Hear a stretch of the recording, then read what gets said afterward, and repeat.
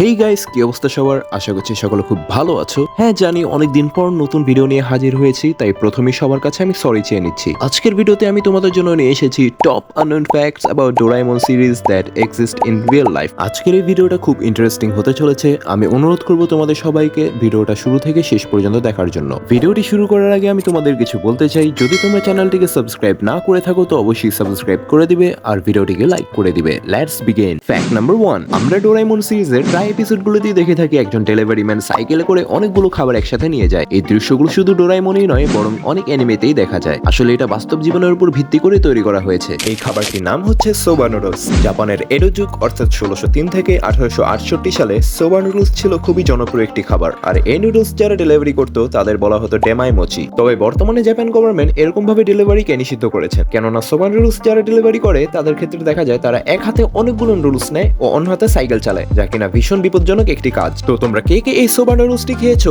কমেন্টে অবশ্যই জানাবে। ফ্যাক্ট নাম্বার 2, ডোরাএমনের একটি এপিসোডে দেখা যায় ডোরেমন গ্যাদারিং কেস নামে একটি গ্যাজেট বের করে, যে গ্যাজেটের ভিতর যে কোনো লিভিং ক্রিয়েচার রাখলে তার অনেকগুলো প্রতিরূপ পাওয়া যায়। তবে এই এপিসোডের শেষের দিকে নোবিতা 10,000 ইয়েন এই গ্যাজেটের মধ্যে ঢুকিয়ে দেয় এবং গ্যাজেটটি এই নোটে থাকা লোকটির ছবির মতো দেখতে অনেকগুলো মানুষকে নোবিতার বাড়িতে নিয়ে আসে। তোমরা জানলে অবাক হবে এই লোকটি বাস্তবেও এক্সিস্ট করে। তার নাম হচ্ছে ফুকুজাওয়া ইউকিচি। তিনি ছিলেন একজন জাপানিজ শিক্ষাবিদ, দার্শনিক, লেখক এবং উদ্যোক্তা। আর 1984 থেকে 2024 পর্যন্ত জাপানিজ 10,000 ইয়েনের নোটে তার ছবি ছাপানো হয়। Fact number 3, flowing noodles change নামের এক এপিসোডে দেখা যায় বাঁশের ভেতর দিয়ে ঠান্ডা পানিতে নুডলস বয়ে যাচ্ছে আর ডোরাএমন ও নোবিতা চপস্টিক দিয়ে সেটা ধরার ট্রাই করছে। এই জিনিসটা জাপানে বাস্তবেও আছে। এর নাম হচ্ছে নাগাশি সোমেন, যেখানে বাঁশের নল দিয়ে ঠান্ডা পানির সাথে সাথে সোমেন নুডলস গড়িয়ে আসে আর চপস্টিক দিয়ে সেটা ধরে সসে ডুবিয়ে খেতে হয়। এটা জাপানিজদের কাছে খুব মজার একটি খাবার। ফ্যাক্ট নাম্বার 4, তোমরা হয়তো অনেকেই খেয়াল করেছো যে নোবিতার স্কুলে নোবিতা সহ তার সব ক্লাসমেটরা একই রকম স্কুল ব্যাগ ইউজ করে। আসলে বাস্তবে জাপানের সব এলিমেন্টারি স্কুলের ছাত্রছাত্রীরা একই রকম স্কুল ব্যাগ ইউজ করে থাকে। এই ব্যাগের নাম হচ্ছে